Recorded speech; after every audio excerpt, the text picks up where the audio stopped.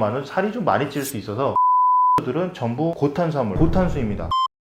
구독과 좋아요 부탁드립니다.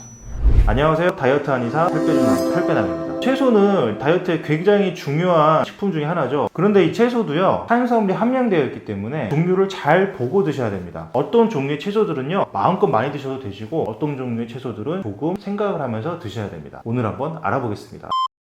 제가 일단 제 나름대로 다이어트에 좀 편하게, 여러분들이 편하도록 분류를 좀 해봤습니다. 일단 땅 위의 애들과 땅 아래의 아이들을 보시면 되세요. 땅 위에 있는 아이들은 보통 이렇게 하늘하늘하고 가볍고 파릇파릇한 이런 애들이 좀 많고요. 잎채소, 꽃채소, 줄기채소, 열매채소, 씨앗채소 5개가 땅 위에 있고요. 땅 밑에 아이들, 통통하고 꽉 차고 알이 가득 차 있는 무거운 아이들이 많이 있죠. 그냥 뿌리, 알뿌리, 부황작물이 있습니다. 그 외에 채소의 어떤 친척들이라고 할 수 있는 해조류도 이렇게 채소류로 같이 구분을 해봤습니다.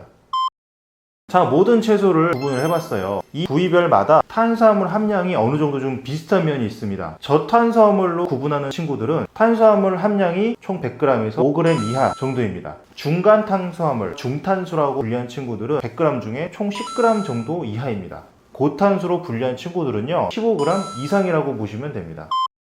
땅밑 채소 첫 번째, 그냥 뿌리. 정말 그냥 뿌리같이 생겼는데 뿌리가 좀 이렇게 좀 커지거나 그런 애들 있죠. 당근, 우엉, 마 이런 친구들은 중간 탄수화물 10g 정도 내외라서요 그냥 신경 좀 써서 드시면 됩니다. 땅밑 채소 두 번째, 알뿌리, 양파나 마늘 이런 친구들인데 이 친구들도 중간 탄수화물이에요. 마늘 같은 경우에는 탄수화물 함량이 33g 정도 좀 높을 수도 있는데, 마늘을 그렇게 많이 드실 수 있는 분은 별로 없잖아요. 그래서 중탄수로 제가 분류하였습니다. 땅밑 채소 세 번째, 부황작물입니다. 감자, 고구마. 우리가 다이어트 할 때 이 아이들을 너무 가까이서는 안 됩니다. 밥 대신 고구마를 먹는 경우는 있겠죠. 자, 여기서 포인트. 밥 대신. 내 다이어트 식단에 딴 거 다 집어넣은 다음에 이 채소를 넣으려고 그러면 조금 힘들 수도 있고요. 오히려 밥 대신 먹을 수 있는 그런 아이들이라고 할 수 있어요. 단호박 같은 경우는 원래는 제가 열매 채소에 넣으려고 했는데 탄수화물 함량이 좀 굉장히 높고 얘도 좀 살이 많이 찔 수 있기 때문에 구황작물에 넣도록 하겠습니다.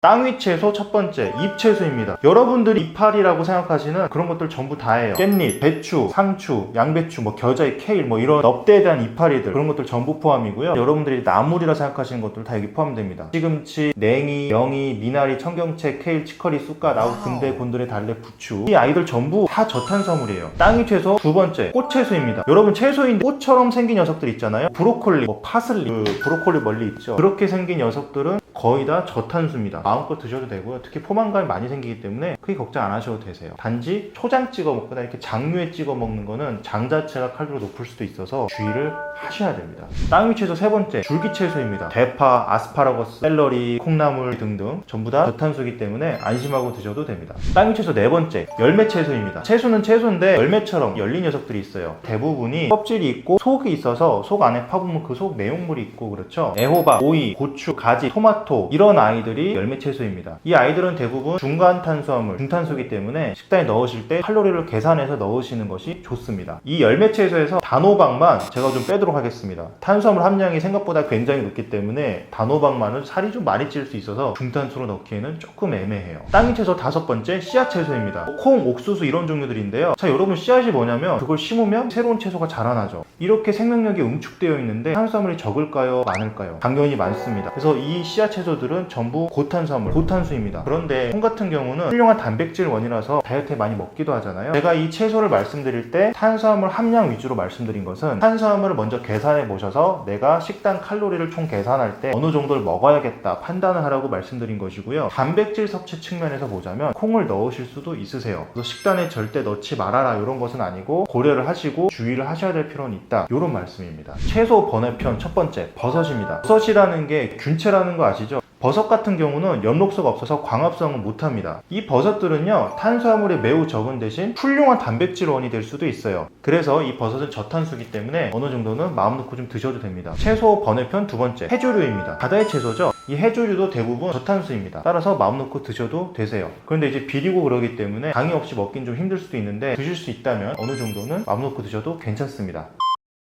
이상 채소에 관한 모든 정보를 종합해 보았고요. 부위별로 나눠서 먼저 기억을 해주시고요. 이 부위별로 탄수화물이 저탄수냐, 중탄수냐, 고탄수냐 그것만 기억을 해주시고 이 부위별로 구분할 수 있는 포인트를 제가 써놔드렸습니다. 그리고 그 종류들이 뭐뭐 있는지도 한번 써놔드렸어요. 이렇게 채소표를 참고하셔서 드시면 될 것 같습니다. 이상 여러분의 다이어트 한의사 살빼준 남자 살빼남이었습니다. 감사합니다.